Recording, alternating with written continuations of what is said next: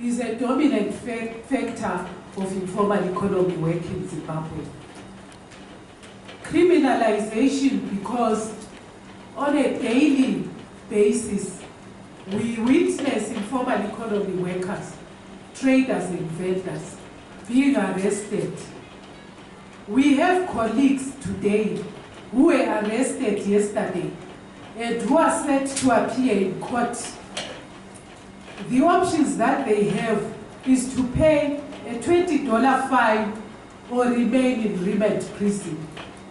So as I talk, you may be seeing me going in and out of this meeting in a bid to assist those colleagues.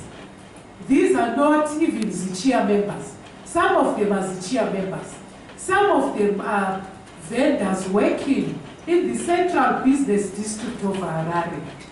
What we are saying is we cannot continue to focus purely on our members, because vendors and informal economy workers are also part of us. They may not subscribe to the organization, but an injury to one is an injury to all.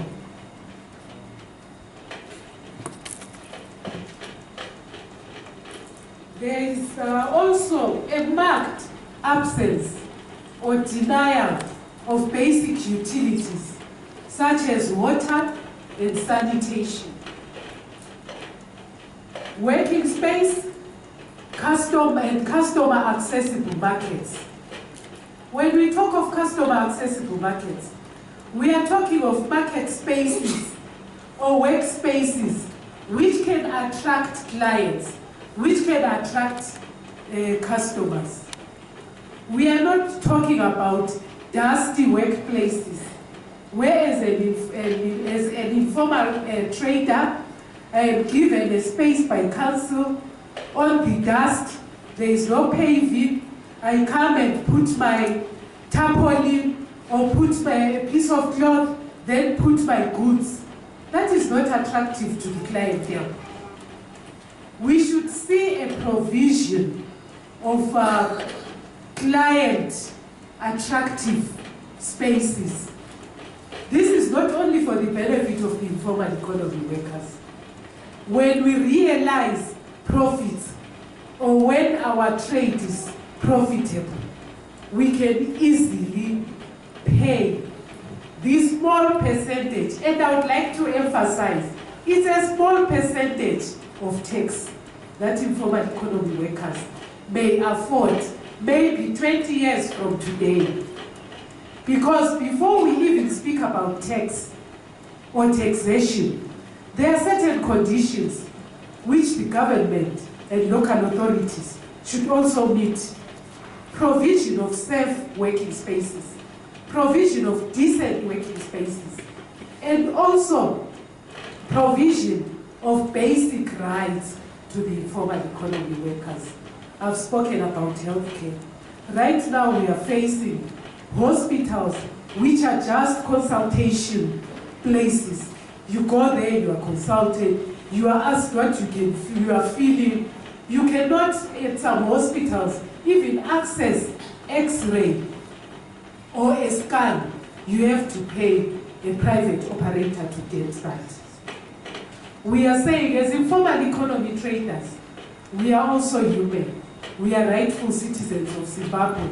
We want to see a developed Zimbabwe. We have ideas. We are not trash. Engage us and we will input into the development of Zimbabwe. There are also no affordable childcare facilities for the children of the informal economy workers and traders. We have had so many bad experiences. A young baby being run over by the municipal police vehicle in Masvingo, to state just one example, because the mother had laid her baby beside her tomatoes, and when she was running away from the police, she put a cloth, a wrapping cloth, these zapias that we put around our waist as women, to cover her baby, thinking that the baby was going to be safe under that cloth. But because informal economy workers and vendors are regarded as enemies and criminals, the police said, aha, this woman has hidden her tomatoes, and they ran over the child. And that was a fatal accident, fatal and cruel. One that may not be documented within government circles. But we, as the people affected, document and commemorate such incidents.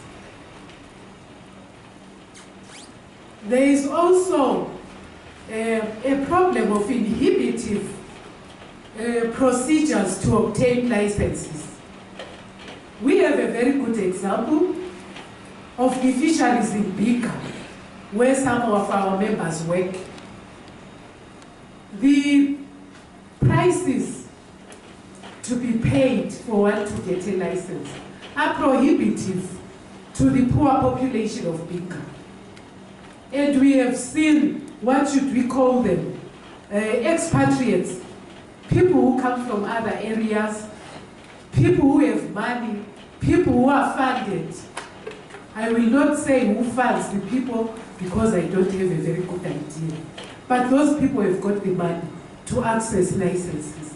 Those people have got the sort of elite right to access the licenses, while the people within that community then pay a certain fee to operate under those licenses. National laws and local authority bylaws do not cater for the present or current informal economy. Most policies in Zimbabwe do not meaningfully address the informal economy in Zimbabwe. I did not say the policies do not address. They do not meaningfully address, and I underline. When policies do not meaningfully address a certain category, be it of workers or citizens, they are sort of irrelevant or are crafted in the absence of the people affected, without consultation, without involvement. It's like going to build a Blair toilet in a community where a daughter-in-law and a father-in-law cannot share the same toilet. That toilet will be a white elephant while the people continue to go to the bush.